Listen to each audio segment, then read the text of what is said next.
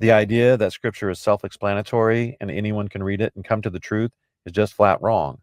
In an effort to get rid of purgatory, the Protestant reformers threw out some books of the Old Testament.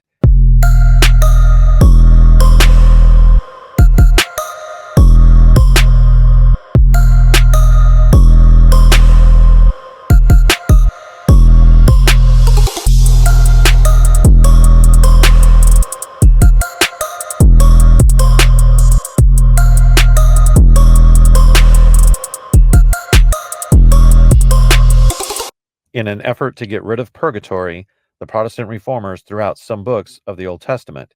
Yet Protestants claim the Catholic Church added those books at the Council of Trent in the 16th century. Even though history clearly shows those books were always there, those books are in the list of canon from the 4th and 5th centuries that determine what books would be in the Bible. So this is my particular area of interest with regards to the division between these three branches of Christianity, because I have been studying the extra biblical, what I would consider to be the extra biblical books since 8th grade, when I started reading the Book of Enoch.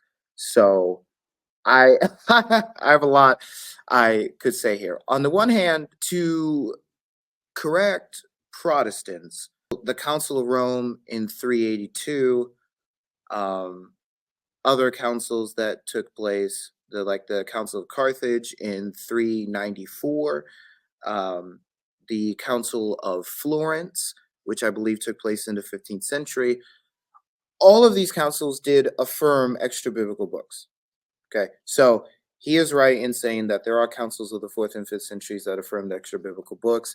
The Eastern Orthodox Church had a council that I believe took place in the 1600s that affirmed the extra biblical books, although Orthodoxy does not agree with each other, because um, there are divisions within. Huh?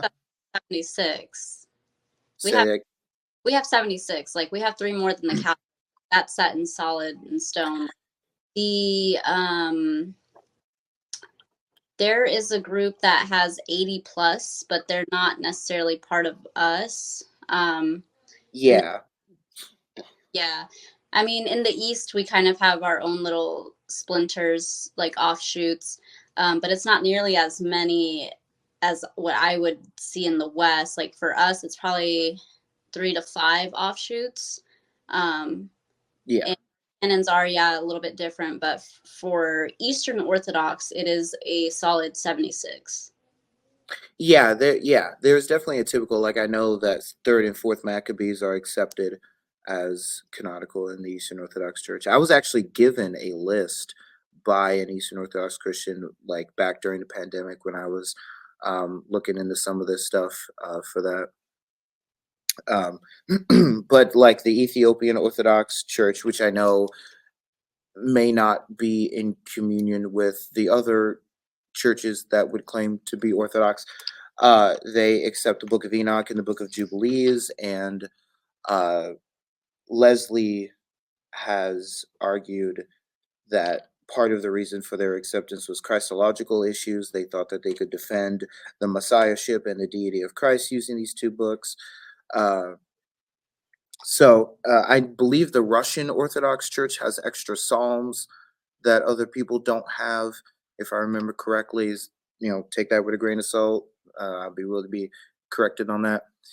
But yeah, so he is right. He is right to correct Protestants in saying that the church has had councils that affirm books that Protestants do not.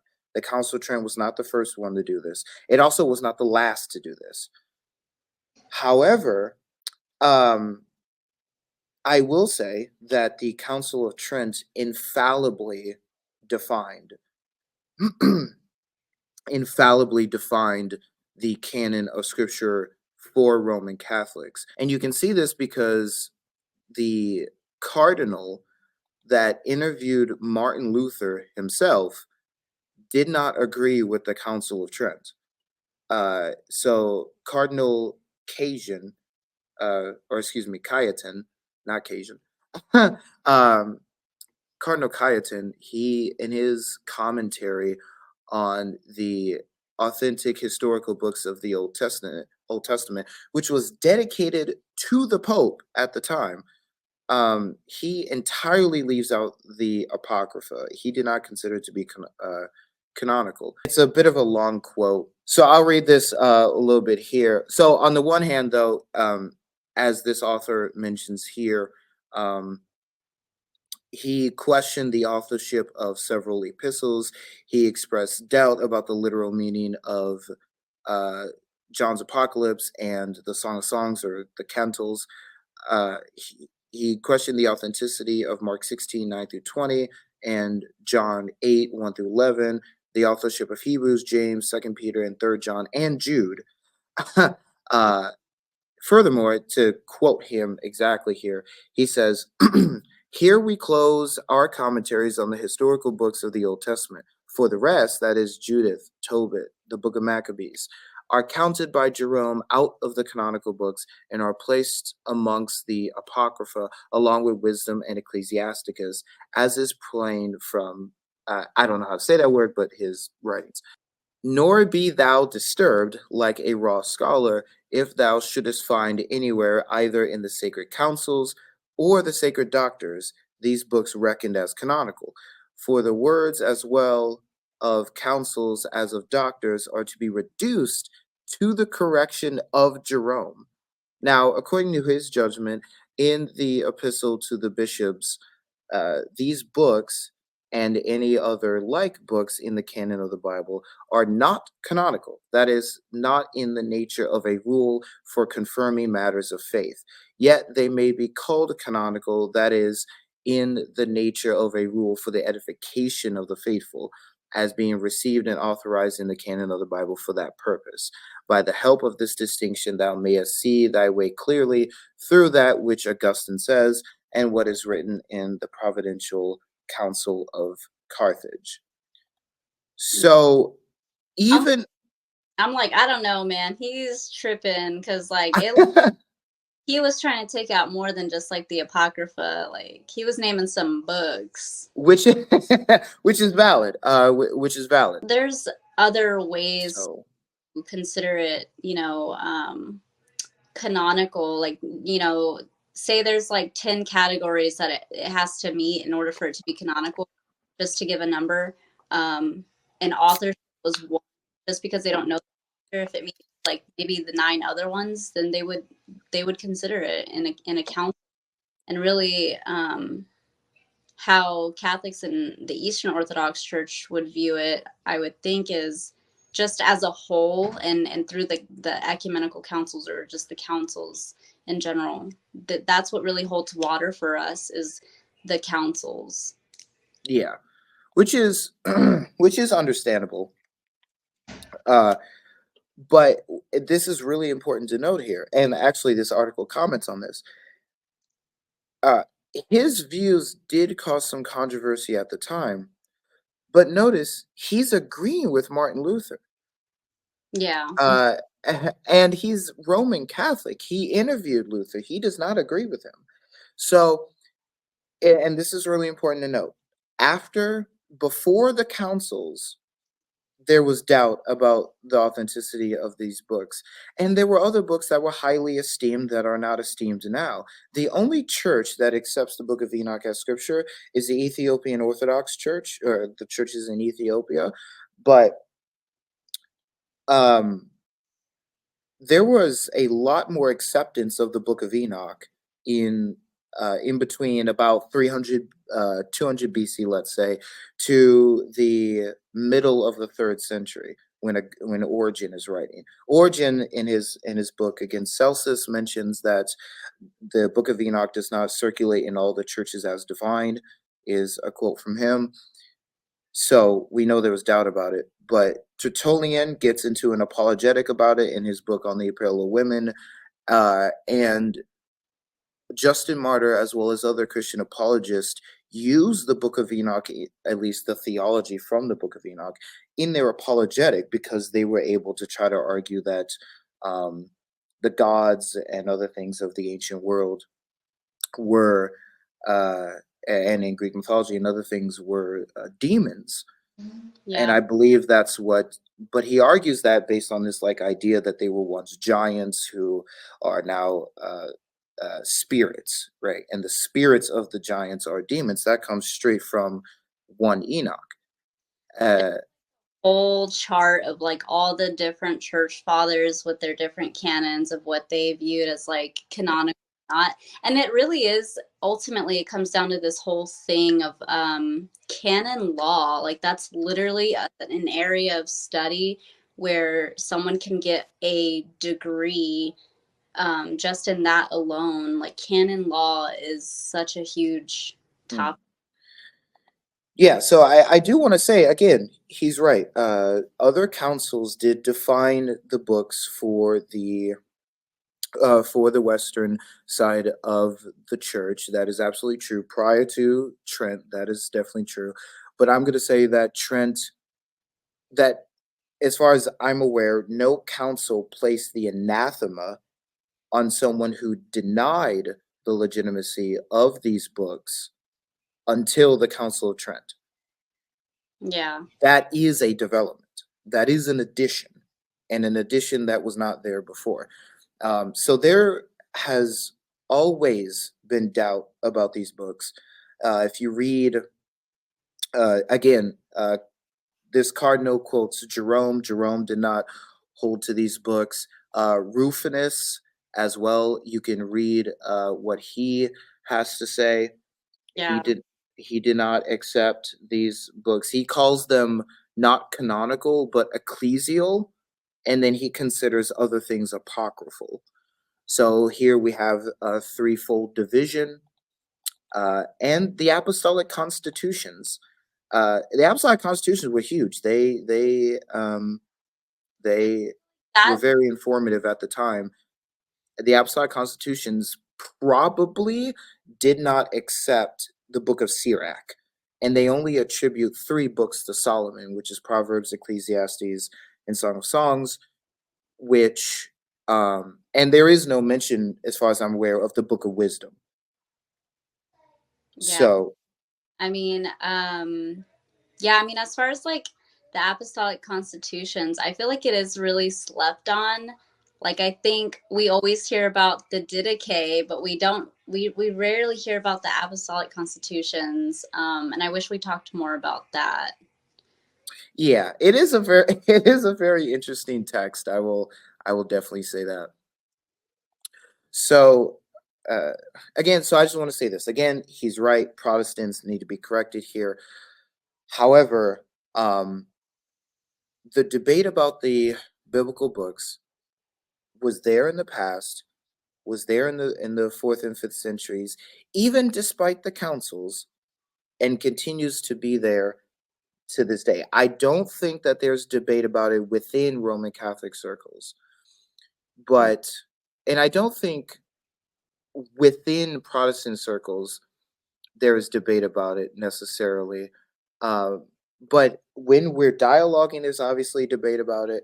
And within churches that call themselves Orthodox, that's not a slight. I'm just saying that because I know that there are like Eastern Orthodox Christians who may not consider other people who would claim to be Orthodox, and other things like the Ethiopian Church and such. I'm not trying to get into all that. Either way, there is also a discussion to be had among all of those churches about what counts as canonical. So, um, I think that Rome has ultimately failed to make this a done deal. And if the anathema persists, then I think that more than just Protestants today would be considered anathema. You would consider Jerome, this cardinal, and others to be anathema as well. No, I mean, I think at the time, you know, as it was happening, Jerome and all the ones that disagreed, maybe they weren't anathematized because it was during the time as it was happening while they were discussing the canon issue. And you see this like reaffirmation throughout the history. It's like, yes, there's doubts, but there's that reaffirmation at the councils of like they're kind of sticking to it as they're flowing, as they're going.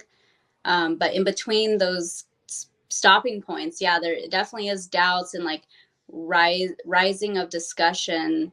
And I mean, that's valid to say that there definitely was doubts and stuff like that. Yeah. And I would say, of course, as a Protestant and someone who is genuinely reading these texts and trying to understand them, there is good reason to doubt. But all three groups, Catholics, Protestants, and Orthodox, uh, can go back in church history and say our idea's there. Whether you agree or disagree with it, all three of us would be able to make that claim. Let's go ahead and continue here. Archbishop Fulton Sheen said there are not 100 people who hate the Catholic Church, but there are millions who hate what they think is the Catholic Church. And it's because of all the lies that the promoters of Protestantism put out. So I actually love that quote. I love that quote so much that I posted it on my Facebook because I think it's so true. Like all these people that, you know, and I will stick up for the Catholics on this one area just because it's like they do get a lot of backlash and hate and, all these, like you said, anti-Catholic stuff, and it really boils down to just not properly truly understanding the beliefs. Like he said, it's a matter of them hating what they believe is Catholicism, and I kind of think that that's true for really all groups of faith, all three of us. To be charitable, I want to agree in part with the quote. I think that, again, there's anti-Catholic bigotry. There's some ridiculous conspiracy. I've heard the idea that the Vatican is secretly has and as a legitimate conspiracy theory, that the Vatican is hiding books like the Gospel of Thomas away from the public eye. I've heard that. I think the most ridiculous one is going to be a little crude, so fair content warning. But I've legitimately heard people try to say that the Catholic Church or the Vatican is hiding the best lustful material, let's say. And all sorts of ridiculous things. Like, obviously those things are ridiculous. They're very problematic and dumb, right? And they need to shoot them dead. That's crazy. Like, they have way too much time on their hands to be creating all these conspiracy theories. Yeah.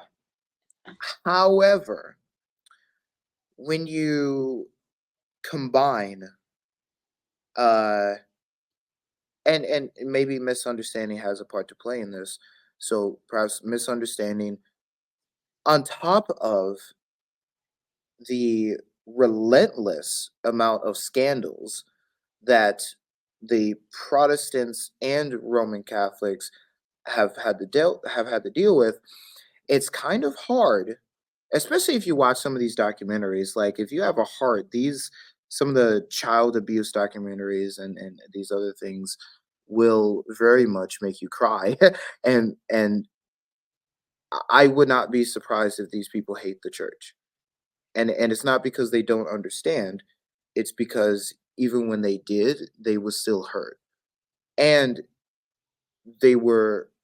and nothing is properly being done about that sort of thing. I mean, this stuff has been investigated. The best that they do is relocate the priest, which obviously does not help. That gonna do the exact same thing, just at another area. Right. I think in Eastern Orthodoxy, they lose their position. They get stripped of it. And I think that should happen. I think if a pastor or a priest is going to do something like that, then we take, what Paul's advice was, right? We, when he's talking about sexual immorality in Corinthians, he says, purge the evil from among you, right? He's, I do think that he says other things as well, like, delivering people to Satan, right? Whatever that means, right? You should not be in those positions anymore. Yeah. So there are people who hate the Catholic Church because they misunderstand, but there are also people who hate the Roman Catholic Church because Of all the scandals. Yes, they were hurt by the church. It's I can't, just to empathize again with those people. I can't imagine being a parent and listening to your child, cry on your shoulder as he's telling you the things that the priest uh, did to him. Like, what else could stir hatred more so than that, right? So I just want to say that because I don't this quote could be partially true, but we don't want it to be dismissive of the victims who have a genuinely good reason to hate. Yeah, definitely. And so I wanted to make that statement. I thought it would be important. And again, on the Protestant side too, trust me, I'm very aware. Everyone heard about what happened with Ravi Zacharias. We want to be honest about those sorts of things. So, okay, let us continue. You don't have books written by Baptists about why you shouldn't be a Methodist, or by Presbyterians about why you shouldn't be in the Assemblies of God. But there are books and books and books out there by everyone telling you why you shouldn't be Catholic. And they're all full of lies. What does that tell you? Satan is lying about the Catholic Church because he doesn't want you to be Catholic. No. That's hold on. Let me get past this.